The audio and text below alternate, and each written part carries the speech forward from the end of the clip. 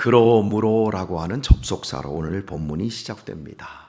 앞부분과 연결을 해서 결론이라고 하는 거지요. 마음을 깊게 갈아엎어야 하는데 마음의 밭을 갈아엎지 못한 결과 묵은 땅 그대로 있음으로 말미암아 생긴 그 마음에 뒤틀려진 믿음은 하나님을 믿는데 실은 자기의 길과 용사들을 믿는 거였습니다. 각자 나름대로 살아가는 겁니다. 그리고 여로보암 왕 2세가 거느리고 있는 용사, 즉 군대가 우리의 나라를 지켜줄 것이다. 이렇게 생각한 겁니다. 이런 원인이 어떻게 결과가 되어졌는가가 오늘 14절에 나옵니다. 그러므로 너희 백성 중에 요란함이 일어나며 네 산성들이 다 회파되되 말씀합니다. 삶이 안정되지 않는다라는 거예요.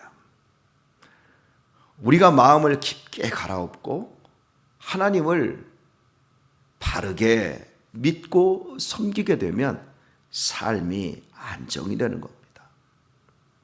아무리 세상이 떠들고 세상이 흔들려도 그 삶의 중심은 평안합니다.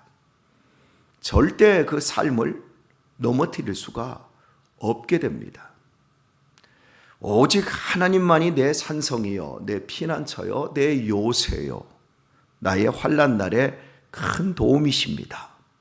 이렇게 우리가 실제적으로 믿는 사람은 흔들릴 게 없어요. 내 가정의 형편 중에 경제적인 형편이 또 누군가가 갑자기 아프거나 여러 가지 삶이 꼬이거나 그래도 신앙이 흔들리지를 않습니다. 왜? 하나님만이 우리의 반석이시기 때문에 그렇습니다. 그러나 하나님을 믿는다, 그리고 목사라는 문의를 가지고 있고 장로님이라고 하는 문의를 가지고 있어도 흔들리는 그 이유는 자기의 길을 의지하고 자기를 지켜줄 수 있는 사회적인 배경들을 의지하고 있기 때문에 그렇습니다. 그러므로 너희 백성 중에 요란함이 일어나며 그냥 내 삶이 다 흔들려 버리는 거예요. 그러니까 늘 요란한 거예요. 신앙생활 있는 듯 없는 듯 신앙생활 잘 하시는 분들이 계세요. 반면에 신앙생활이 늘 위태롭고 다른 사람에게도 불안을 조성하는 이런 사람들이 있어요. 그 원인을 살펴보면 묵은 땅 그대로 있기 때문에 그렇다라는 거예요. 이것을 갈아엎는 건 거의 기적입니다. 자기 자신의 마음밭을 새롭게 옥토로 만드는 거 그거 정말 어려운 일이에요. 그래서 하나님께서 그 요란함이 있게 하시고 산성들이 다 회파되되 말합니다. 산성은 평지에 쌓은 요새가 아니라 높은 산 위에 세워 놓은 겁니다. 그 우리나라 같은 경우에 뭐 남한 산성도 있고요. 그런데 여러분 혹시 가보셨을 수 있을 거예요. 여기 오산에 가면 세마대, 세마 산성도 있고요. 이렇게 높은 산에 성을 쌓아놓은 걸 산성이라는 개념으로 우리가 갖고 있습니다. 예, 맞습니다. 그게 산성인데 이스라엘의 산성은 마사다예요. 마사다. 그 마사다 같은 데는요, 실제 가보면 400m 절벽으로 되어 있어요.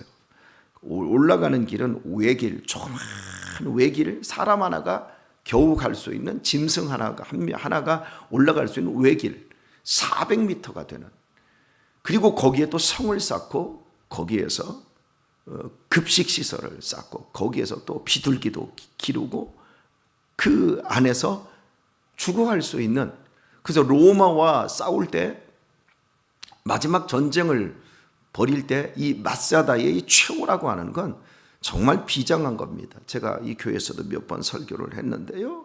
이런 산성들, 그러니까 이스라엘 백성들이 우리는 잘 먹고 잘 살고 있고 돈도 많아서 이런 산성들도 마사다 요새들도 많이 지어놨어요. 그러니까 더더욱 자기 길을 의지하고 우리 병사들이 다 지켜줄 거다 이런 생각을 했는데 하나님께서 그거 다 무너뜨려 버리신다고 말씀하고 있습니다. 그 구체적으로 이야기를 하는데요. 살만이 전쟁의 날에 베다벨을 회파한 것 같이 될 것이라 말씀합니다. 여기서 살만은 살만 에셀이라고 하는 아수르의 왕을 의미하는데, 살만 에셀이라고 하는 그 왕이 1세, 2세, 3세, 4세, 5세까지 있었어요.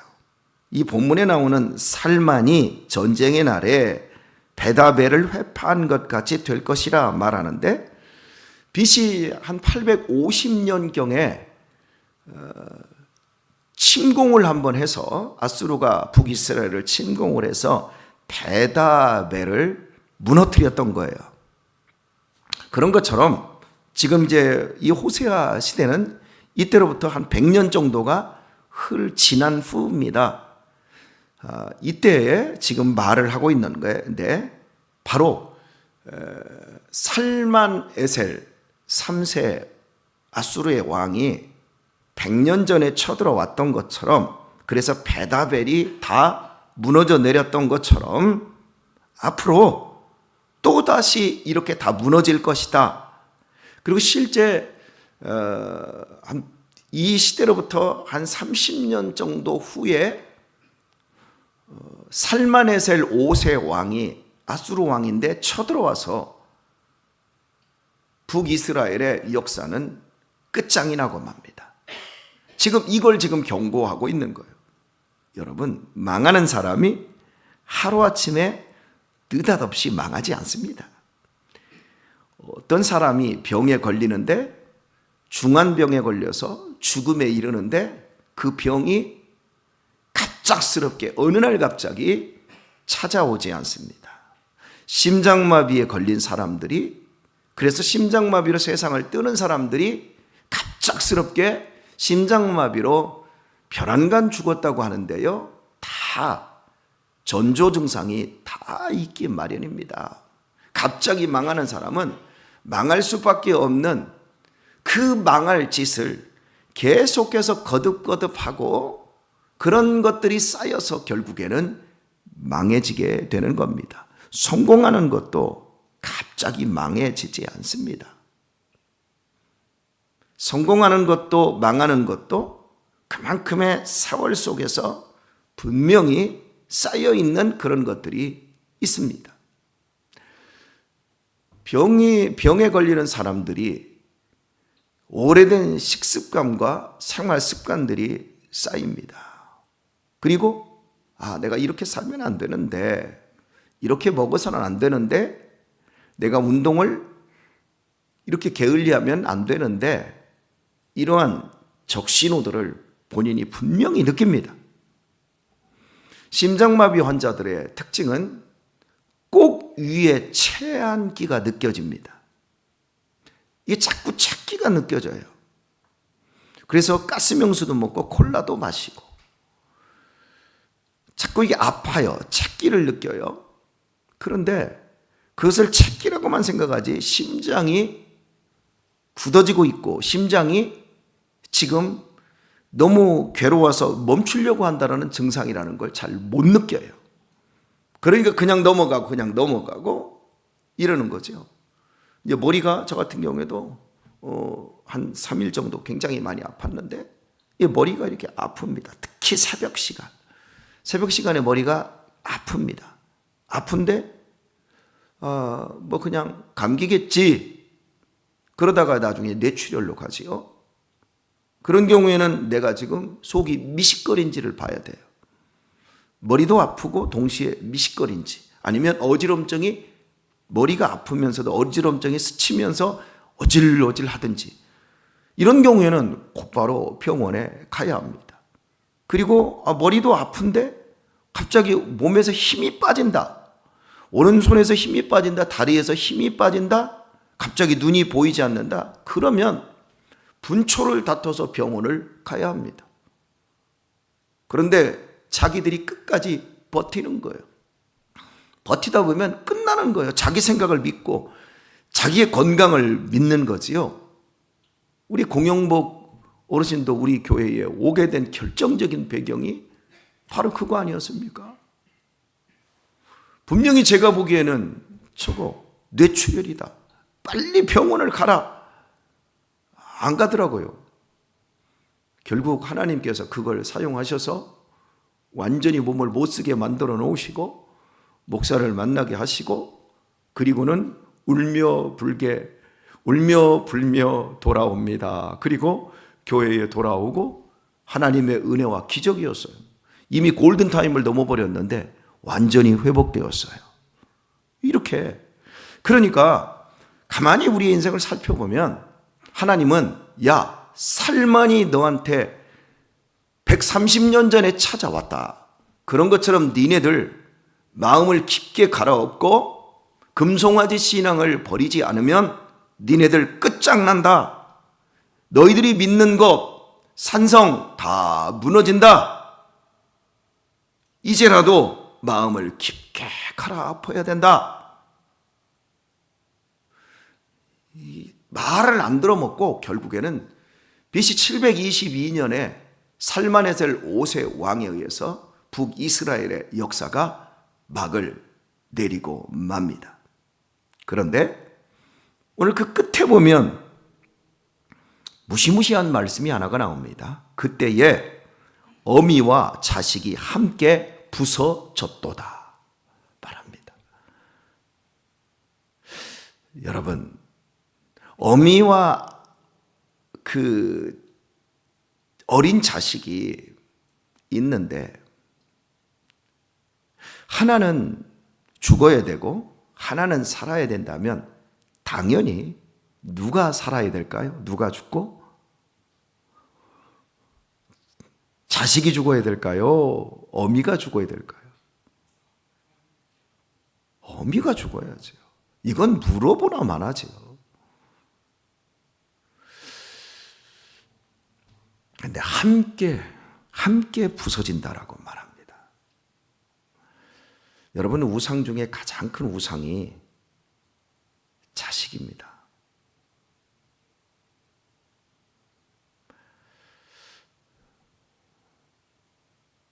금송아지라는 우상은 거의 우리의 자식인 경우가 많습니다. 자식만큼 귀한 존재가 어디 있어요? 여러분, 꽃을 보고 기뻐하는 사람들은 꽃을 크게 만났기 때문에 그래요. 작년에 돌아가신 조용순 목사님은 제가 차를 태우고 어디를 가면 봄에는 벚꽃을 보며 어머머머머머 이렇게 담장에 넝쿨 장미가 펄금 어머머머머머 이렇게 길 가다가 밖에 이렇게 보다가 이 들판에 그 곰방대라고 하는 망초대 풀이 꽃을 하얗게 피잖아요. 어머머머머머 목사님 잠깐만 뭐 살구꽃을 보더라도 그 목사님은 꽃을 굉장히 크게 보니까 그 꽃만 보면 막 기쁨이 충만해집니다. 자, 여러분 물어볼게요. 여호와를 기뻐하는 것이 우리의 힘이다. 할렐루야. 하나님을 크게 보면 하나님에 대한 기쁨이 충만해지는 겁니다. 그런데 요즘 사람들이 교회를 다녀도 하나님의 용서, 하나님의 축복을 크게 안 보니까 교회에 오는 것에 대한 기쁨이 없어요. 저는 우리 강래은 이 권찰이 어느 순간부터 교회 오는 걸 얼마나 기뻐하는지. 아이를 낳고도 일찌감치 나오는 거예요. 그리고 지금도 예배 드릴 때 그 얼굴을 보면 그 표정 속에 막 기쁨이 넘쳐요. 하나님을 크게 만나고 하나님의 축복을 크게 만난 사람들의 특징은 이 교회 오는 것 그 자체로 기뻐하는 거예요. 그 이 소리 키우기가 요즘 얼마나 힘들어요. 지난 한 2주 동안 감기에 중이염에 그리 달고 잠도 못 자고 아이가 짜증 부리는데도 계속 교회를 오는 거예요. 애를 데리고. 애는 완전히 북한 아이 같이 막 그냥 중이염에 걸려가지고 얼굴은 바짝 쫄아들어가고 막 이런 데는 막 피부도 막 이상해지고 막 그러는데 오는 거예요. 와가지고 애들 행복학교 애들 지도해주고 춤 지도해주고 노래 지도해주고 이러고 함께 있는 거예요. 왜? 하나님을 크게 만나니까. 여러분, 이 세상에서 우리가 가장 크게 만나야 될 것은 하나님입니다. 하나님이 제일 기쁨의 대상이 되어야 될 줄 믿습니다. 이거에서 우리가 빗나가기 시작하면 내 자식이 우상이 되어버립니다. 성경을 보십시오. 우상은 결국 찍힙니다. 우상은 결국 회파합니다. 다 무너뜨립니다. 하나님께서. 어떤 우상이든지 다 무너뜨립니다. 자, 여러분, 나는 왜 그렇게 돈이 크게 느껴지는지 몰라. 왜 이렇게 돈이 기쁜지 몰라. 아멘이시죠? 여러분, 돈이 얼마나 우리에게 기쁨을 줍니까? 돈만큼 큰 게 없는 거예요. 우리의 인생 속에서 돈만큼 크게 만나지는 것이 없는 거예요.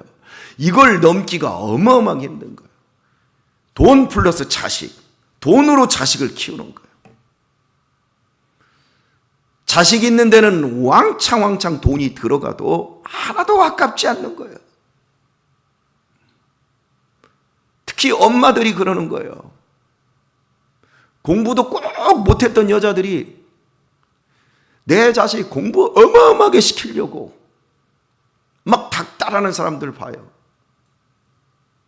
여러분, 공부 정말 잘했던 사람들은 공부 자식들 닥달 안 시킵니다. 왜? 자기가 해봤거든.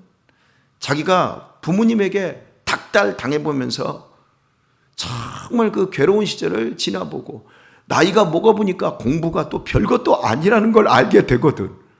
그런데 공부를 못 해봤던 이 엄마들이 공부를 시험도 잘 못 보고 성적도 안 좋았던 이 여자 엄마들이 자기 자식을 통해서 대리 만족, 대리 성취를 하고 싶어서 자식들 실력도 안 되는데 뭐 틈 먹고 보내고 초등학교 때부터 막 애들 저런 데 보내고 막 학원도 막 5개, 6개 방학 때는 막 특강 해가지고 막 10개 해가지고 자식들 피 말려 죽이지요. 낙동강 오리알 되는 날 같이 정말 힘들어집니다. 잘 자라날 수 있도록 우리 아이들의 마음밭이 따뜻하고 넉넉하고 정말 아름답게 이렇게 가꾸어지는 것이 더 중요한데 세상에 성공이라고 하는 것, 그런 것들이 우상이 되어서 함께 엄마와 아들이, 딸이 우상이 되어서 나중에 무너지는 날 함께 끝장나는 사람들이 얼마나 많은지 모릅니다. 그는 뭐 공부 때문에 공부해야지요. 중요하지요. 하지만 우리 아이들이 하나님을 더 크게 만나기를 소원합니다. 그리고 실제 그렇게 키워내야 됩니다. 혹독할 때 혹독하고 배고플 때 배고픔도 알려줘야 되고 이렇게 키워낼 수 있는 지혜와 용기, 믿음. 왜? 하나님이 우리의 산성이고 우리의 요새고 우리의 반석이기 때문에 하나님께 맡기고 우리는 우리 자신이 우상이 되거나 다른 사람이 또 내가 키우는 내 자녀들이 우상이 되는 것을 정말 조심해야 합니다. 참 마음을 깊게 갈아엎는다라는 게 얼마나 힘든 일인지요. 지금 우리 내년도부터 예배의 본질은 그대로 두고 예배에 이제 방법이나 내용을 조금 새롭게 하려고 합니다. 왜냐하면 시대가 변하고 있어요. 그리고 저와 여러분들은 한 세대를 살았고 이제 떠나가고 있고 우리가 다음 세대, 젊은 세대들에게 바톤을 넘겨야 합니다. 그런데 아십니까? 어느 날 갑자기 바톤을 넘겨지는 게 아니라 조금씩 천천히 이 다음 세대들이 교회 안으로 더 깊게 들어와서 예배 안으로 들어오고 또 여러분들 우리 권사님들이나 우리 집사님들이 하고 있는 모든 섬김들을 아이들이 배워가고 해야 되는데 제일 먼저 아이들이 깊게 받아야 될 게 은혜 받는 거예요. 우리 학생들 청년들이 은혜를 정말 받아야 돼요. 그래야만이 지금 여러분들이 해내는 일을 할 수가 있어요. 은혜 받아서 마음이 확 갈아엎어지고 그래서 헌신하고 충성하고 교회가 내 인생에서 첫 번째 중요한 자리에 실제로 올라가는 그 은혜는 예배를 통해서 이게 되어지는데 우리 시대는 부흥회라든지 기도회라든지 이런 걸 통해서 우리 시대는 은혜를 참 많이 받았어요. 근데 요즘 세대들은 기도하는 것, 부흥회 이런 거 싫어요.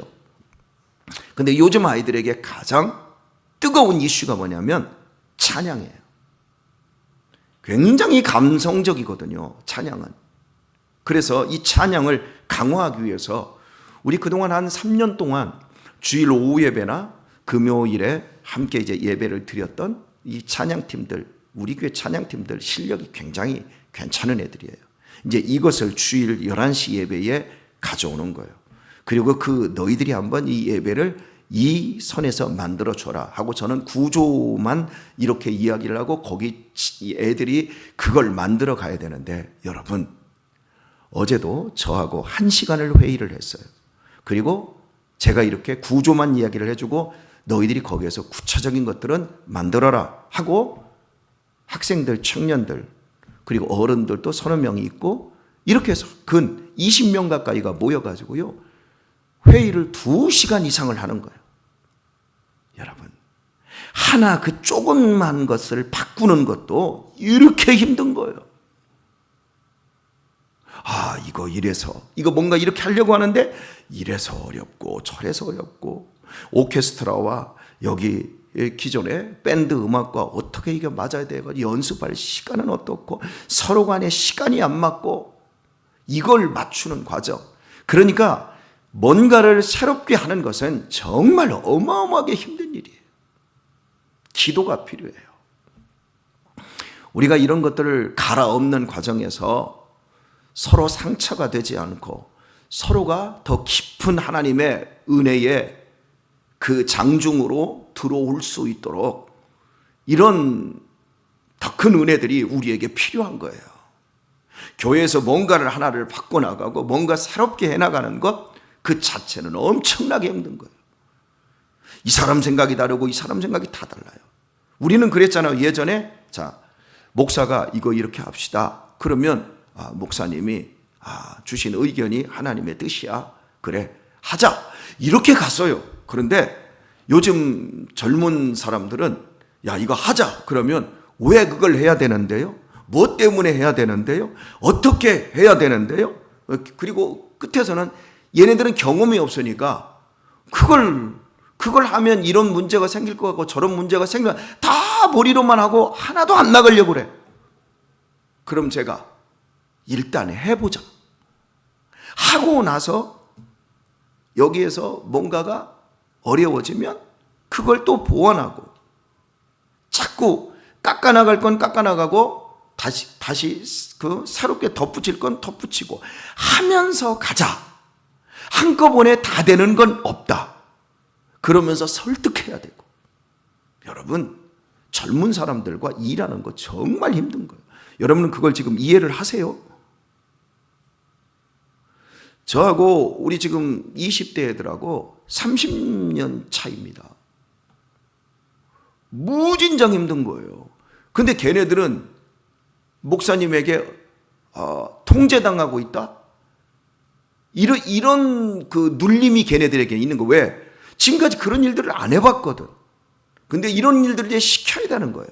그래야 얘네들이 교회 안으로 들어와서 다음 세대에 주역이 될 수 있는 것이지, 연습하고 훈련이 되지 않고 사람이 크지 않아요.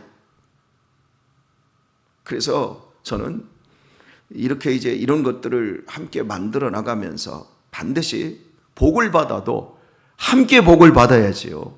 그죠?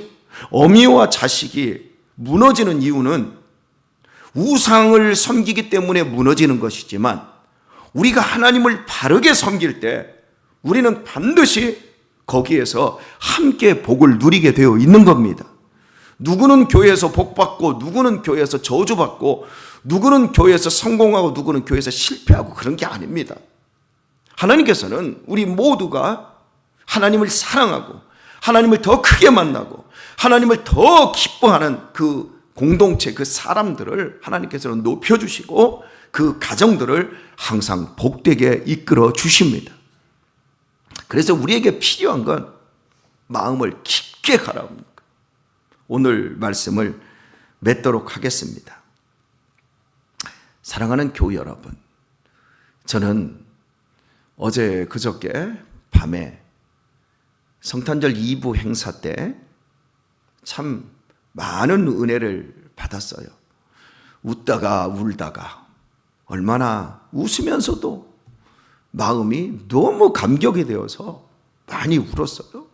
근데 그 중에 하나가 뭐였냐면, 우리 연세 드신 어르신들 가운데 이렇게 막 춤추고, 얼마나 목사 가면 쓰고 막 흔들어 대시고, 그런데 이제 우리 전종호 집사님이 이 앞에서, 제일 앞에서, 그 못하는 사람을 뭐 제일 뒤에다 세워야지 제일 앞에다 세워. 근데 전종호 집사님이 이쪽에 화면을 보시면서, 그러고서나 동작이 늦는 거야. 다른 사람은 벌써 손이 이렇게 갔는데, 이러고 있다가 다른 사람이 이렇게 갔다가 손이 이렇게 왔는데 이렇게 가고, 한 동작씩 늦는 거예요.